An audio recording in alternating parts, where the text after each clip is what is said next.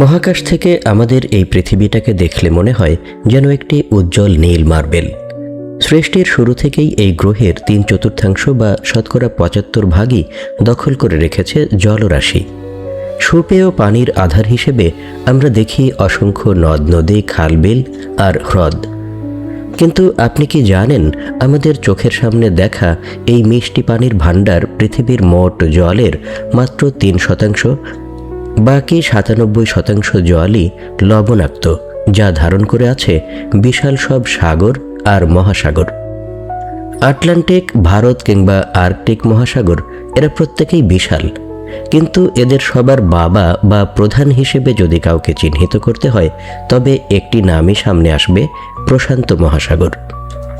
বিস্তীর্ণ এই জলরাশি কেবল একটি মহাসাগর নয়, এটি মানব সভ্যতার ইতিহাসে মৌসুমি বাতাসের মাধ্যমে বাণিজ্যের প্রসার ঘটিয়েছে, আবার কখনো বা প্রকৃতির রুদ্র রোষে ধ্বংসলীলা চালিয়েছে। অনেকেই জানেন আয়তনে এটি বিশ্বের বৃহত্তম, কিন্তু এই বৃহত্তম শব্দটির গভীরতা কতটুকু আপনি কি জানেন? প্রশান্ত মহাসাগর একাই পৃথিবীর সমস্ত স্থলভাগের চেয়েও বড়। আজকের এই বিশেষ পর্বে আমরা ডুব দেব পৃথিবীর বৃহত্তম এই জলাধারের অতল গহ্বরে। জানব এর সৃষ্টি, ইতিহাস, ভয়ঙ্কর আগ্নেয়গিরি, অদ্ভুত জীববৈচিত্র্য এবং বর্তমান সময়ের এক করুণ পরিণতির কথা। প্রিয় দর্শক, নড়ে চড়ে বসুন, কারণ প্রশান্ত মহাসাগর সম্পর্কে এমন কিছু তথ্য আজ আপনাদের সামনে আসবে যা হয়তো আপনার চিন্তার জগৎকে ওলটপালট করে দেবে। প্রথমে আসা যাক প্রশান্ত মহাসাগরের বিশালতার পরিসংখ্যানে। এটি কেবল বড় নয়, এটি অকল্পনীয় রকমের বিশাল। এর মোট আয়তন প্রায় 17 কোটি বর্গ কিলোমিটার বা প্রায় 6.5 কোটি বর্গ মাইল। এই সংখ্যাটি শুনতে সাধারণ মনে হতে পারে, কিন্তু আসুন একটি তুলনা করি। এশিয়া, আফ্রিকা, উত্তর ও দক্ষিণ আমেরিকা, ইউরোপ, অস্ট্রেলিয়া এবং অ্যান্টার্কটিকা, পৃথিবীর এই 7টি মহাদেশের সমস্ত স্থলভাগ যদি আপনি এক জায়গায় জোড়া লাগান তবে তার মোট আয়তন দাঁড়াবে 15 কোটি বর্গ কিলোমিটার। অর্থাৎ পৃথিবীর সব মানুষকে দাঁড় করানোর মতো সমস্ত মাটি প্রশান্ত মহাসাগরের পেটে ঢুকিয়ে দিলেও আরও প্রায় 2 কোটি বর্গ কিলোমিটার জায়গা ফাঁকা পড়ে থাকবে। সমস্ত পৃথিবীর মোট জলপৃষ্ঠের 46 ভাগ বা প্রায় অর্ধেকটাই এই এক মহাসাগরের দখলে। এর ভৌগোলিক অবস্থানও বিস্ময়কর। পূর্বে আমেরিকা মহাদেশ, উত্তর ও দক্ষিণ এবং পশ্চিমে এশিয়া ও অস্ট্রেলিয়া মহাদেশ, এই দুই বিশাল ভূখণ্ডের মাঝখানের পুরোটা জুড়েই প্রশান্ত মহাসাগরের রাজত্ব। 5 ডিগ্রি উত্তর অক্ষাংশ বরাবর এই মহাসাগরের বিস্তৃতি সবচেয়ে বেশি। আপনি যদি ইন্দোনেশিয়ার উপকূল থেকে যাত্রা শুরু করে সোজা পূর্ব দিকে কলম্বিয়ার উপকূল পর্যন্ত একটি কাল্পনিক রেখা টানেন, তবে সেই রেখার দৈর্ঘ্য হবে প্রায় 20,000 কিলোমিটার। এই দূরত্বটা কতটা বিশাল জানেন? পৃথিবীর আকাশে আমরা যে চাঁদ দেখি, সেই 5টি চাঁদকে যদি পাশাপাশি রাখা হয় তবে অনায়াসেই এই দূরত্বের মধ্যে তা এঁটে যাবে। একইভাবে উত্তরে আর্কটিক সাগর বা সুমেরু থেকে শুরু করে দক্ষিণে অ্যান্টার্কটিকা বা কুমেরু পর্যন্ত এর বিস্তার। সব মিলিয়ে প্রশান্ত মহাসাগরে সঞ্চিত পানির পরিমাণ প্রায় 71.5 কোটি ঘন কিলোমিটার। এই বিশাল জলরাশির তাপমাত্রাও সব জায়গায় এক নয়। মেরু অঞ্চলের কাছে, যেখানে তাপমাত্রা হিমাঙ্কের নিচে -1.4 ডিগ্রি সেলসিয়াস, সেখানে বিষুবীয় এলাকায় তা 30 ডিগ্রি সেলসিয়াস পর্যন্ত হতে পারে। আবার লবণাক্ততার দিক থেকেও রয়েছে ভিন্নতা।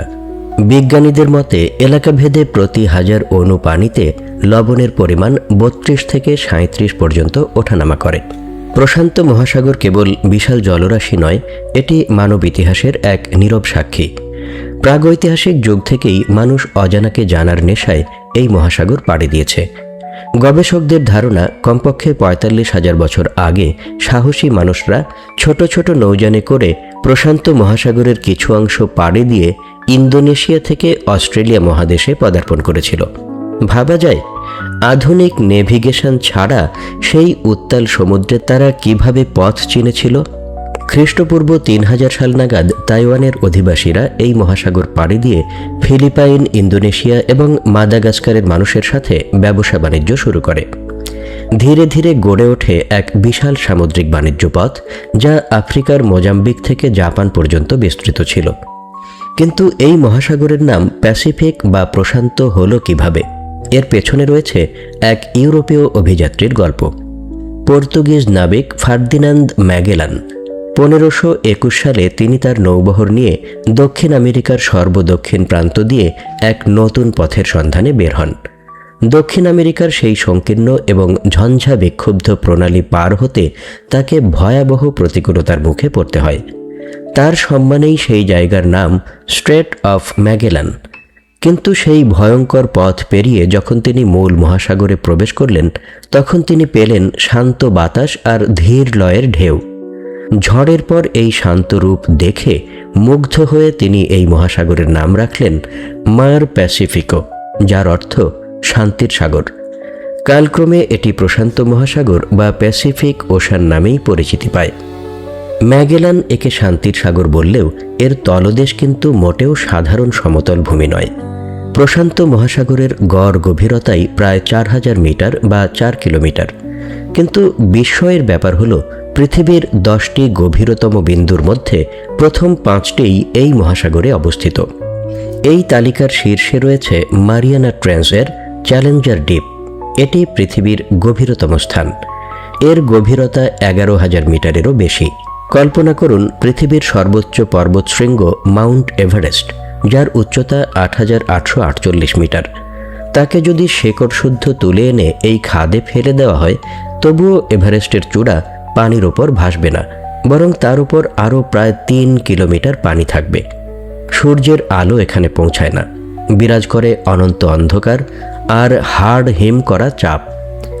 দ্বিতীয় অবস্থানে রয়েছে টোঙ্গা ট্রেঞ্চ, যার গভীরতা 10,882 মিটার। এরপর একে একে রয়েছে কুডিল কামচাটকা ট্রেঞ্চ, ফিলিপাইন ট্রেঞ্চ এবং কার্মাডেক ট্রেঞ্চ। এই সবগুলোর গভীরতাই 10 কিলোমিটারের বেশি। অর্থাৎ প্রশান্ত মহাসাগর তার বুকে এমন সব খাদ লুকিয়ে রেখেছে যা আমাদের কল্পনারও বাইরে। বিশ্বের এই বৃহত্তম জলাধারকে ঘিরে রয়েছে প্রায় অর্ধশত স্বাধীন ও সার্বভৌম দেশ।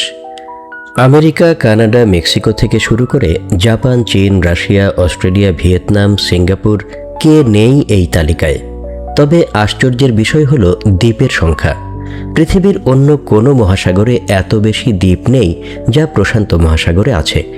এখানে ছড়িয়ে ছিটিয়ে আছে প্রায় 25,000-এরও বেশি দ্বীপ।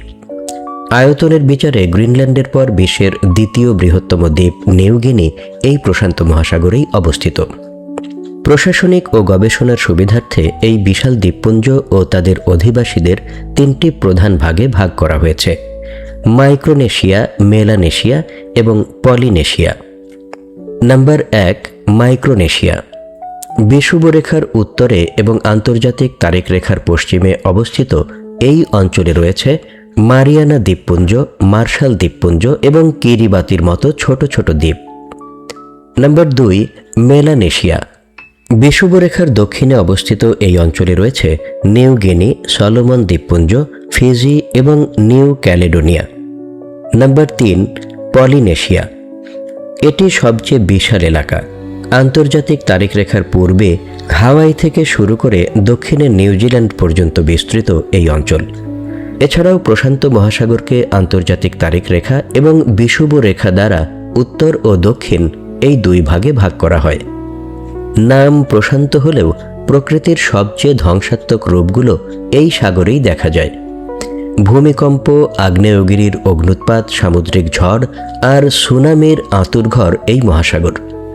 প্রশান্ত মহাসাগর জুড়ে প্রায় 40,000 কিলোমিটার দীর্ঘ এক অশ্বক্ষুরাকৃতি বেল্ট রয়েছে, যাকে বলা হয় রিং অফ ফায়ার।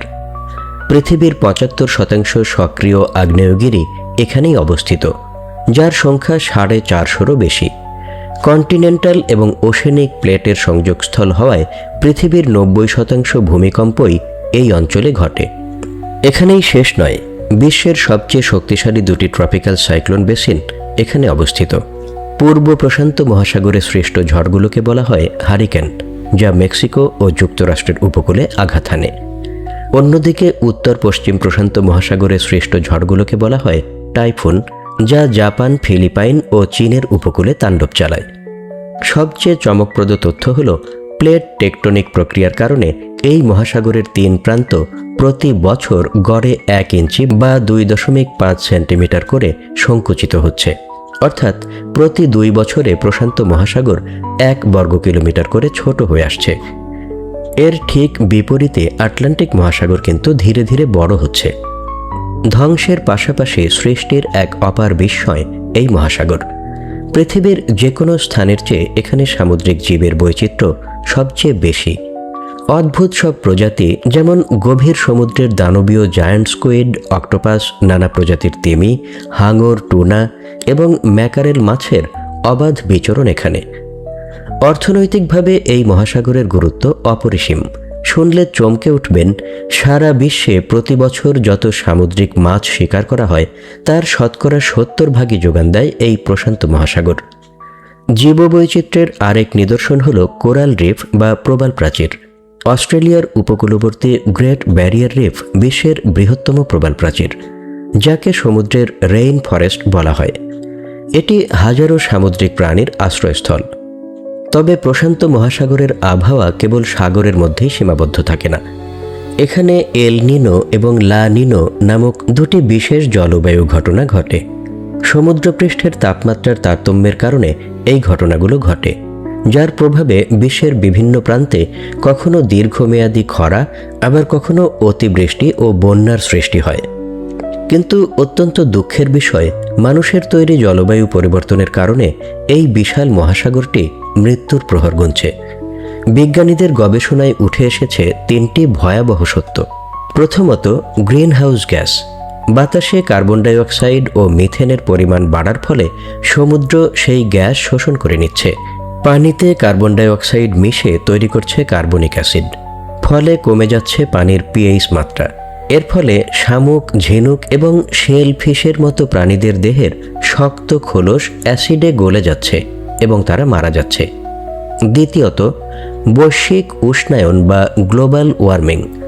সমুদ্রের পানির তাপমাত্রা বাড়ার কারণে কোরাল রিফগুলো তাদের রং হারিয়ে সাদা হয়ে যাচ্ছে, যাকে বলা হয় কোরাল ব্লিচিং।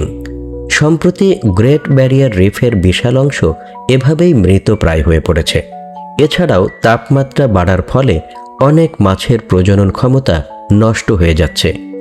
তৃতীয়ত এবং সবচেয়ে আশঙ্কার কথা হল সমুদ্রপৃষ্ঠের উচ্চতা বৃদ্ধি। মেরু অঞ্চলের বরফ গলে প্রশান্ত মহাসাগরের পানির উচ্চতা বাড়ছে। বিজ্ঞানীদের মতে কিছু এলাকায় এই বৃদ্ধির হার স্বাভাবিকের দ্বিগুণ। এর ফলে প্রশান্ত মহাসাগরের বুকে জেগে থাকা হাজারো ছোট ছোট দ্বীপ এবং উপকূলীয় জনপদ অদূর ভবিষ্যতে মানচিত্র থেকে চিরতরে হারিয়ে যাওয়ার ঝুঁকিতে রয়েছে। প্রশান্ত মহাসাগর প্রকৃতির এক বিশাল ও রহস্যময় সৃষ্টি।